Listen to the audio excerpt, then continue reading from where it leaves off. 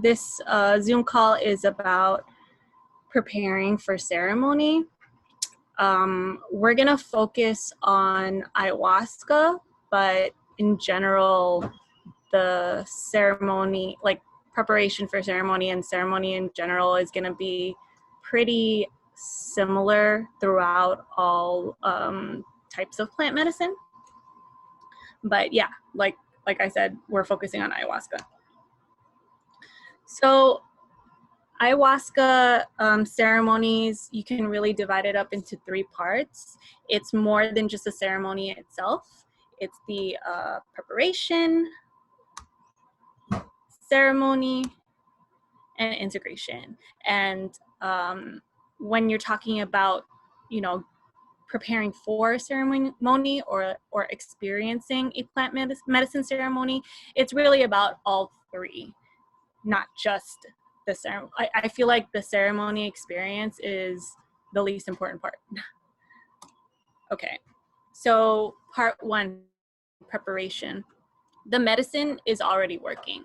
Once in this case ayahuasca, once ayahuasca shows up in your life, even before you decide to partake in a ceremony, it's already working on your life. So in order for you to get to maximize on your healing during ceremony, sometimes it's required for some rearranging to happen in your life beforehand, or some, like for instance, the example that they used when I went to Iboga ceremony was you wouldn't mop the floor without first picking up your clothes. So sometimes if you're coming to ceremony wanting to heal one aspect of your life, there are layers on top of that trauma or on top of that experience that need to be healed first in order to get into those deeper levels. So once you make the decision to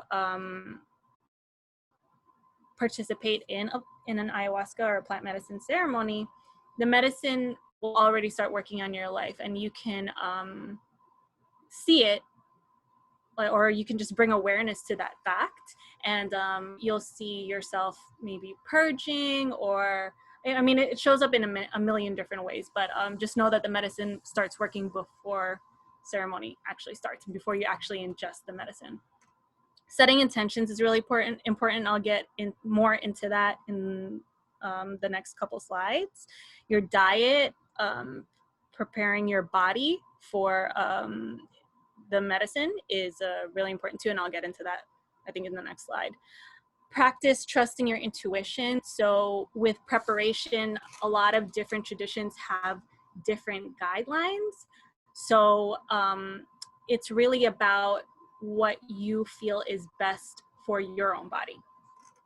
And just know that fear and anxiety are normal. If you have a ceremony coming up, a lot of the time these feelings will come up because it's what needs to be healed.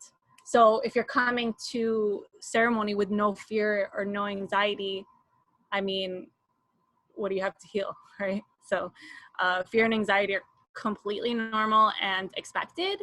So some people might be apprehensive about participating in ceremony because they're feeling like nervous, or they're feeling like maybe it's not the right time, or maybe it's not a good idea. But like I said, all of that stuff is completely normal, and anytime you're doing something really good for yourself, there's parts of you that try to hold you back as a defense mechanism. So if fear and anxiety are coming up, that's expected. Preparation, okay, I borrowed this from the Mormon Church, but preparation is an outward expression of your inner commitment. And I really like this kind of perspective on it, because preparation is really for you. The medicine's gonna work no matter what, no matter how you show up to it. And preparation is really for you to start building a better relationship with yourself, start familiarizing yourself with healing, and just kind of like getting to know how the world inside of you works. And the better you can know yourself before ceremony, the easier ceremony is going to be for you and the more you're going to get out of it. Okay, so this is like the diet guidelines according to Taita Juanito. He's a Colombian shaman who is very well known in the ayahuasca world. But like I said, every tradition, every shaman has their own set of guidelines. So if you are participating in ceremony, you can get these from whoever's running the retreat or, you know, the shamans themselves. But it's really important to have some sort of idea or some sort of practice to prepare your body physically, mentally, emotionally, spiritually before that starts way before you actually sit with the medicine. So yeah, so according to the Taita Juanito, it's 3 days before ceremony. You start with a light diet, avoiding non-processed foods, natural foods, garlic, just anything that can weigh you down. Women, traditionally with Taita Juanito, he doesn't allow women to be on their period when they come to ceremony, because they believe that women, when women are on their period, they're super connected, and having like bleeding is a way of purging. So it's almost like you're in your own little ceremony when you're on your period. So they think that some traditions think that it kind of will affect the energy of the group in ceremony, so they don't allow women to sit to participate in the ceremony if they have their period. But with the shaman that I'm working with, it's okay, you can, as long as he knows about it. So it just really depends on the shaman, like everything else. So 3 days before and after, this is, you know, involving other drugs or other medicines. They say preferably a week to a month, but, you know, like I said earlier, trust your own intuition and just do the best you can. It's not like, I mean, it also depends on the retreat, but like, it's not like they're going to be like, okay, you can't do ayahuasca if you don't follow this strictly. But it just depends on what the shaman prefers and whatever you're capable of doing, because a lot of people will come to do ayahuasca with serious addictions and like with alcoholism, things like that. So obviously if you have those issues or have those problems, it's going to be difficult to abstain for a month, you know. But yeah, all of these things, I mean, they're really just to clear your vessel, like to clear your body, because if you are distracted by, you know, like when you eat a lot of junk food or when you eat like a heavy meal, you don't feel good after. So I mean, you're already going to be purging, and you're already probably going to have a not pleasant experience during ceremony, so you don't want to make it any worse. So it's just like, again, preparation is for you to have an easier time, for you to have a smoother ceremony, and for you to get the most out of your healing. With meat, it's not that meat is bad for you, but there's a lot of stagnant and stuck energy that's trapped in meat when the animals aren't treated well and when they're killed like inhumanely and all that stuff. So it's all energy. So whatever traumas the animal experience is what you're consuming. So you can, like with this specific shaman, he is okay with you eating meat as long as they're ethically raised animals, and you know where your meat's coming from and all that good stuff. So still kind of avoid meat as much as you can because of the conditions that we buy our meat in, but you can, it's not like it's forbidden or anything. With medications, there's a lot of contraindications because ayahuasca is a MAO inhibitor. So any medications that, I mean, there's like a whole list. I can send you the link after this, but there's a whole list of medications that, and herbs even, that will kind of interfere with the medicine. So if you're on any medications, you have to be really aware and careful about which ones you'd have to get off of beforehand, and it's probably like usually it's like 6 weeks you have to be off of it, or 4 to 6 weeks, whatever. So you'd have to know about this beforehand. They recommend you eating whole grains, sprouted grains like millet, brown rice, quinoa. This is this aligns with the diet to better absorb the medicine.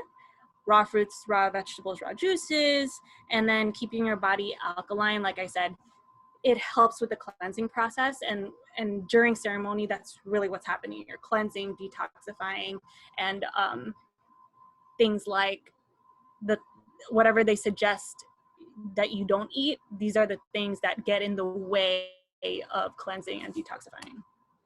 Okay, so setting intentions is really important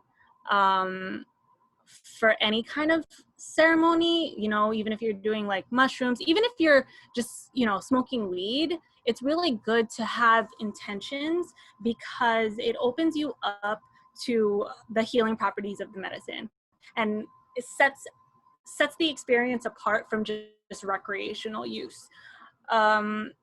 Releasing expectations of outcomes, releasing expectations of ceremony is all part of it. It's obviously easier said than done because naturally we have expectations because we don't want anything to happen that we don't expect, right? So it's like, it's more of like a safety mechanism or like protection mechanism. So we try to, you know, predict what's going to happen so that we're not surprised or we're not disappointed. I don't know. There's a lot of like psychology involved in that, but as best you can before ceremony, try to practice releasing expectations and just trusting that whatever happens is meant to happen and whatever happens is perfect. And it'll help you, because when we have expectations, we really limit ourselves on what's possible and what kind of experiences we can have. So the more we can let go of those expectations and not hold on to them as tightly, the more we can open up to more possibilities. Your intention doesn't necessarily have to be really specific. Lately, because in the beginning when I used to do plant medicine, I used to be like really stressed out because I didn't have any specific intentions. And I'd be like, well, I don't know what I'm supposed to, like with Iboga, you're supposed to like have a list of questions that you ask the medicine. And I'm like, I don't even know what I want to know. You know what I mean? Like, I don't know what's going on inside of me. But yeah, they don't necessarily have to be super specific. They could just be like, you know, I'm open to whatever the medicine wants to show me, or please show me what I need to heal, or they can be specific. Like it doesn't have to be spiritual or deep either. It could be like, I want to make more money, or like I want to get a job that I feel good about. I want to be closer to my kids. I want to have a tribe or have more friends, whatever.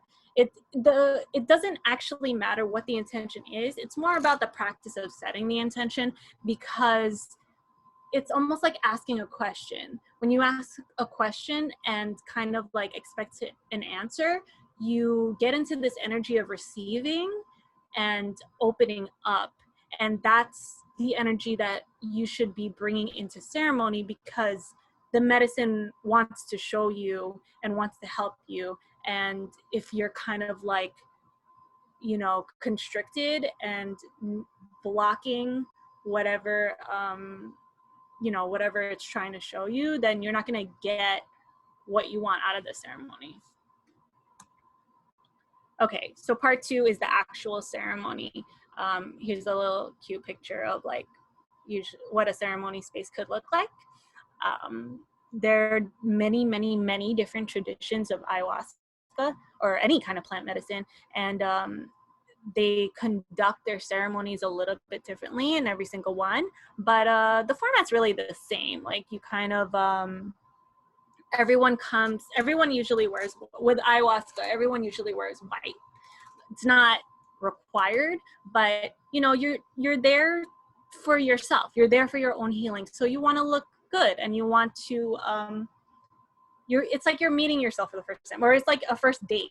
You know what I mean? Like you want to show up kind of looking like your best and feeling good. So, you know, of course, be comfortable because you're going to be purging. So you want something that's like easily removable and something that is breathable. Yeah, in general, people wear white. And the breath work coupled with the ayahuasca is really nice because it helps you relax and helps you open up, especially if it's your first time. You can, you know, you're going to be nervous and you're going to be anxious just because it's something new, you know, and maybe you're not necessarily afraid to experience the medicine, but just because it's new, your body will naturally tense up and be stressed. So like the breath work is really nice to settle you and keep you calm, and that's really helpful for ceremony, because like I said, the more you open up to the medicine, the more you trust the medicine, the more you can relax, the deeper your healing is going to go. And you're not going to want to do ayahuasca a lot because it doesn't taste good, and it's like it can be like a really rough experience. So with me, I just try to get as much out of one ceremony as I possibly can because I don't want to have to do it multiple times. So I mean, it could be different for you, but for me, I'm already there, so I might as well go all in. Okay, so in general, the shaman will open and close the ceremony. This is really important, especially in ayahuasca, because with ayahuasca, you're really like, once you ingest the medicine, the energy is like all over the place. It's like you open up this portal to yourself that you're able to access like all these different dimensions, and then you connect to everyone in the group too. So the energy is just like really, really open and raw. And so having, you know, an opening and then having a closing it's important. The closing is especially important because you want to come back to your body. If you've done psychedelics before, having out of body or any kind of out of body experience, like people who have near death experiences, you can be completely out of your body, even like being in a dream state, you know, being completely out of your body. And then like when you first come back, it's like really disorienting. And so imagine that like times a million. So it's really like you don't know what's going on and all that, and then you have to like pull yourself together to be able to like walk and move. So that's why closing ceremony is really important. And this is, you know, it's very simple. Like the shaman will say a few words. Sometimes people share their experiences. It just depends on, you know, however they're conducting the ceremony. But yeah, usually the shaman will say a few words in the beginning and then say a few words in the end, but it's like more of like getting you back together and grounded and able to function. Usually it's 1 to 2 cups. So they'll serve the medicine, take like a little shot glass, and then trust me, that's all it takes. So and some people ask for a little bit less. So, you know, you can just go with your intuition, whatever you feel like you need. And then after maybe an hour or so, they'll ask anyone, like they'll serve a second cup, and if anybody wants a second cup, you're not obligated to take a second cup, but sometimes people won't feel it yet or won't have any effects, so then they'll go get the second cup. I usually will take the second cup, but yeah, I mean, it just depends on whatever's going on with you. Music, shakers, and smoke, these are really important elements of an ayahuasca ceremony, because like I said, everything is energetic. So when there's stagnant energy, the music, the shakers, and the smoke help move that energy. So like sometimes if you feel something really challenging coming up, or like you're faced with like a trauma that is really difficult to look at, the shaman will sense this, because the shaman will also take some medicine. So he'll be really connected to whatever's going on in the space. And, you know, in my experience, I didn't even have to like let them know that I needed help. They would just know. They would come over and like start shaking their shakers and start like playing their instruments, or start like blowing the smoke. And the smoke They say that the smoke carries out negative energy. So it's really nice. Like it really is soothing and grounding. So just trust that whoever's there, they will help you.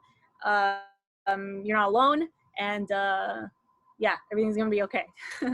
Water consumption. Okay, so like most of the ceremonies that I've been to, they haven't allowed you to drink water because water can really affect the experience. But it tastes bad, so I usually will just like drink some water and swish it around in my mouth after I drink the ayahuasca and just spit it out in my bucket. But this again depends on whoever's running the retreat or whoever's running the ceremony, and you just go by their rules. Okay, what to expect in ceremony? Physical, mental, emotional, spiritual purging.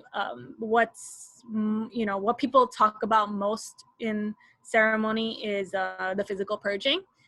For me, it's such a it's a big deal, but also it's such a small part of the actual healing because most of it is energetic anyway. You're fasting before ceremony, usually a few hours, half a day, so you're not even really throwing up that much, even though at the time it feels like you're throwing up a lot.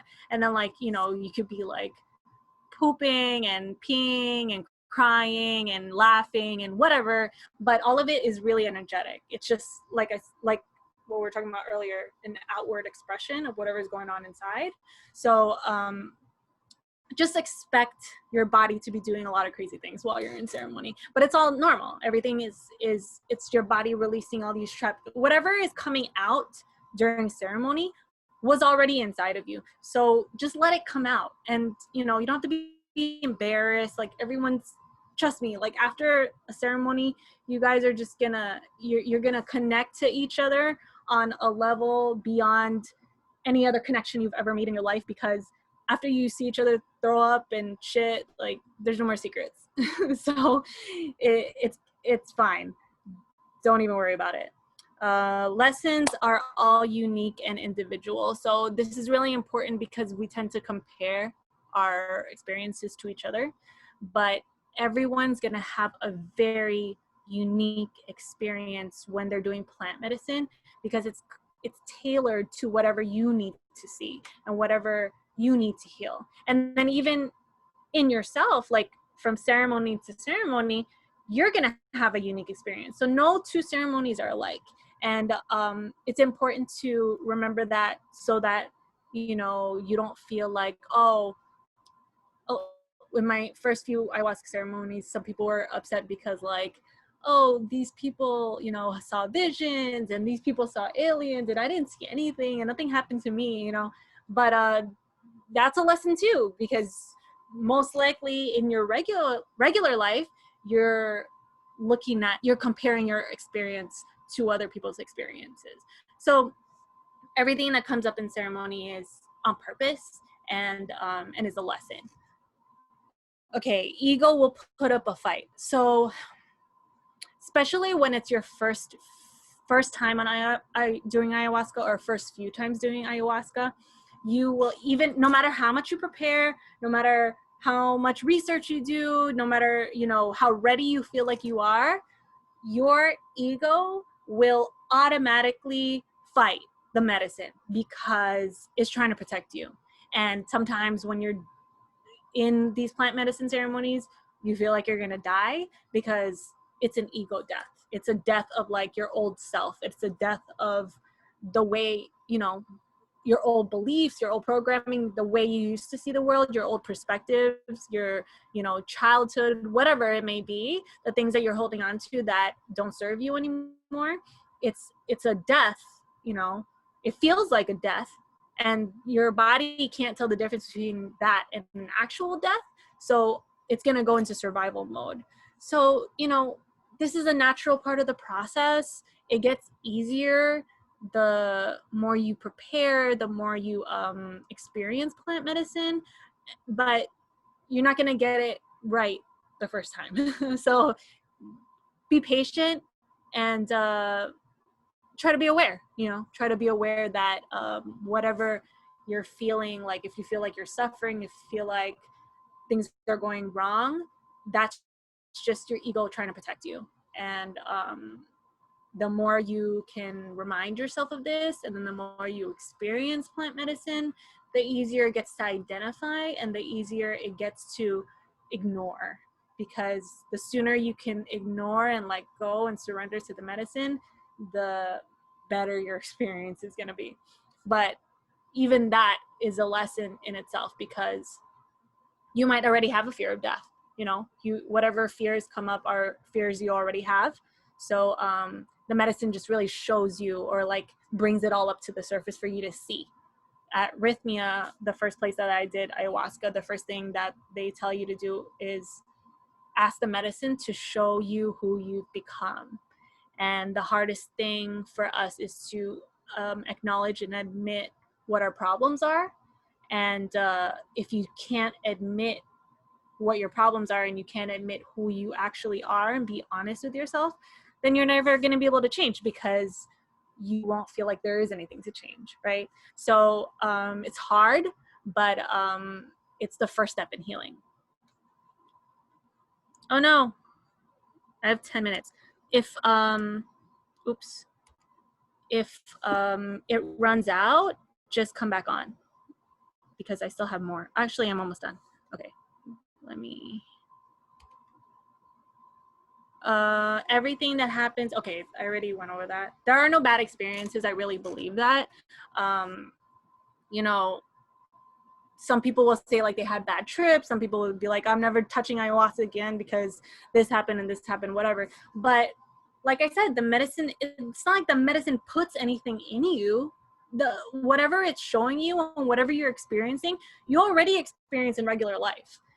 If you have a ceremony where the whole thing is really dark and really scary, you're probably living from that place of fear and darkness every day without even realizing it. It just gets amplified during ceremony. So I don't believe in any bad experiences or bad trips. It's just really like just showing you what's already going on. And a lot of time we're really good at lying to ourselves. So it's not, like I said, it's not easy to look at yourself.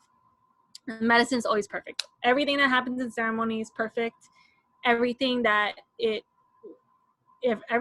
shows you is what you need. It always gives you what you need.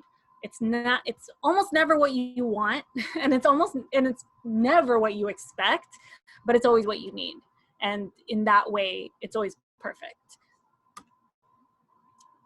Coming to the medicine with reverence is the number one priority, more important than preparation, more important than integration. Respecting the medicine, because there's a lot of people who will come, and sometimes it's like, you know, with mushrooms, people take it recreationally, people will take it for the high.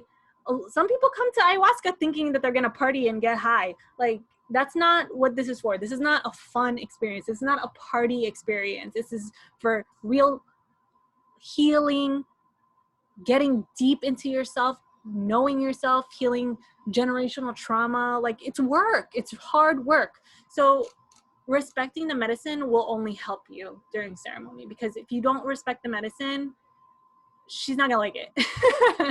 And she'll show you. Just trust me on that. Okay, ceremony tips. Like I said, so, you know, this happens to me in the beginning of ceremony. Like, I will, the medicine always hits me really fast. So I'm usually the first one to throw up. So it's always like really quiet in the beginning of ceremony. And I'm like, I don't want to throw up. Like, people are going to hear me, and like people are going to look at me and all this stuff. And I get really self-conscious, but trust me, after like people start throwing up and everything, and everyone gets in, you're not even going to care. Like, no one's going to pay attention to you.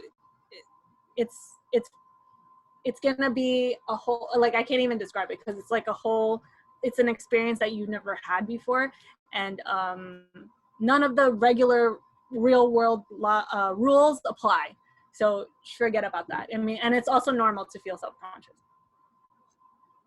Stay in your own journey. That is one of my biggest lessons, because I'm always trying to pay attention to like what other people are doing. And that's also a lesson for me in real life. I'm always concerned about other people's happiness, you know, other people's experiences, experiences. I want everyone to have a good ayahuasca experience. So I'm like worried when people are crying, or worried when they're like throwing up too much, you know, but it will really, really serve you if you can just stay inside, because that's where the work is, and that's where the experience is. So as best you can. And this also gets easier as you do more ceremonies, because you'll just learn that everyone's in their own thing, and just because they look like they're having a hard time doesn't necessarily mean they're having a hard time, because a lot of the time in ceremony, whatever is happening on the outside doesn't match whatever you're actually experiencing. And you'll see this after you do ceremony and you talk about it the day after. You'll be like,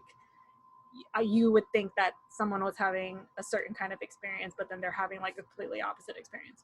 But anyway, grounding mantras really help me. It's not always easy to remember these, because when fear comes up during ayahuasca ceremony, it's like the only thing that you can think about, and you can't escape it. And it's already hard to escape fear on, you know, in daily life. So imagine like being under the influence of medicine, and then like fear taking over your body. It's really hard to even remember that you're in ceremony. Like you're just so out of it.